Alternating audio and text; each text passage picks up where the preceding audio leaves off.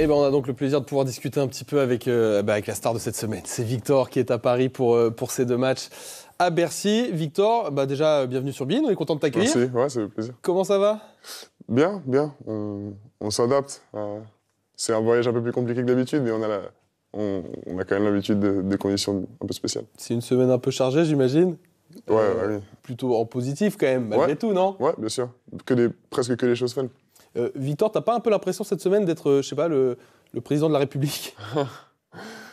Non, c'est différent. C'est différent parce que c'est plus comme c'est comme si je voyais plein de proches, des milliers de proches à moi. Beaucoup de proches. T'arrives à trouver une seconde à toi, pour de vrai? Ouais, bien sûr, un petit peu. Moi, les secondes à moi, elles sont à ma famille et mes amis. C'est ce que j'allais dire, tu vas pouvoir profiter de Paris, on te voit partout évidemment et c'est logique, on s'en doute. Tu vas réussir à trouver des moments pour toi, voilà, pour, comme j'allais dire, être avec ta famille, avec tes amis, avoir du temps pour toi, quoi. Ouais, un petit peu. Ça fait partie de l'emploi du temps, tout autant que les interviews Ouais, voilà. Si t'as envie de boire une gorgée d'eau, vas-y tranquille, hein, tu sors de l'entraînement, je voudrais pas t'empêcher de te réhydrater, vas-y tranquille. Victor qui vient juste de finir l'entraînement, un peu logique. Il a le droit de boire une gorgée quand même. On va même pas laisser le temps de boire, quoi. Non. Bon, Victor, on va parler basket un petit peu quand même. Je voudrais que tu me parles de cette saison des Spurs, de l'équipe. Comment tu la qualifierais cette saison pour l'instant pour vous? Je l'ai qualifiée de... Voilà, cette saison, elle nous challenge, elle est différente de celle de la saison passée. Mais très intéressante. Pour moi, je la trouve très intéressante. L'objectif, de toute façon, pour vous, aujourd'hui, c'est quoi? C'est accrocher le play-in, j'imagine? Play-off, bien sûr.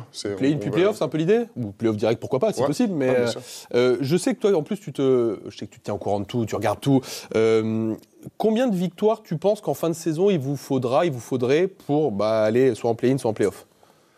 Pour moi, il nous en faudrait 5 à 10 de plus que de défaites, au moins. Donc on est derrière tout de suite, mais ouais, c'est bien sûr, c'est ça les standards. C'est-à-dire viser quoi, 42, 3, 4 victoires dans ces eaux-là? Ouais. Est-ce que, alors comme tu l'as dit, vous avez super bien débuté la saison, vous accrochiez à cette barre des 50% de victoires à peu près. Là, dernièrement, c'est un peu moins bien. Vous êtes passé 3 victoires en dessous, vous êtes à 19-22 au moment d'attaquer les matchs à Paris. Est-ce que ça te semble crédible pour vous, ce que tu m'annonces là, de viser 42, 3, 4 victoires? Ouais, bien sûr, parce que je pense que j'ose espérer que c'est notre plus grande série de défaites de la saison. Il y en a eu 3. Ouais, enfin je veux dire, cette séquence, quoi. Ouais. Et oui, parce qu'on voit que une saison, c'est jamais linéaire comme ça. Donc voilà, et puis on a maintenant des joueurs expérimentés qui peuvent nous guider un peu plus vers ça, mais on sait ce qu'on va cibler pour se remettre dedans. Victor, j'ai envie de parler de toi, évidemment, tu t'en doutes aussi. Quand on vient d'avoir 21 ans, qu'à peu près tout ce qu'on touche réussit, fonctionne, qu'on est à l'abri financièrement, de quoi on rêve encore? C'est une question intéressante. C'est dans un contexte avec autant de challenge et de compétitivité, c'est pas dur d'avoir des rêves. Hein. On voit les grands de notre sport de nos propres yeux. Et voilà, ça donne envie.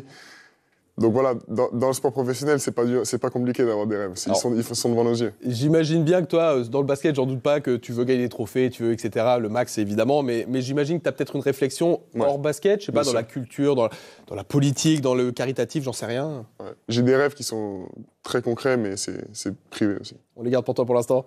Je comprends. Dernière chose aussi que je voulais te demander par rapport à ça, toujours toi qui es maintenant imprégné de cette culture américaine, quand tu vois les sportifs, les stars américaines qui prennent beaucoup la parole sur des sujets qui sont très engagés sur plein de choses, je pense en politique notamment, en France on sait que c'est pas trop la culture, je voulais savoir comment tu te positionnes toi dans ce débat-là, est-ce que tu aimerais prendre la parole sur des sujets un peu sociétaux, un peu politiques, un peu plus?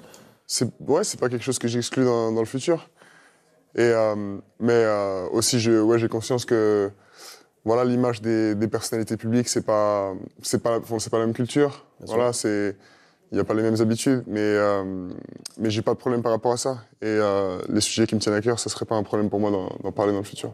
Bon, pour terminer, Victor, sur une note un peu plus légère, on te voit le mois prochain à San Francisco pour ta première sélection All-Star? Ah, bien sûr. Ouais, on te voit là-bas? Ouais. Bon, c'est bien, on le note. Merci Victor, bon courage pour cette semaine. Ouais. Merci beaucoup. Merci.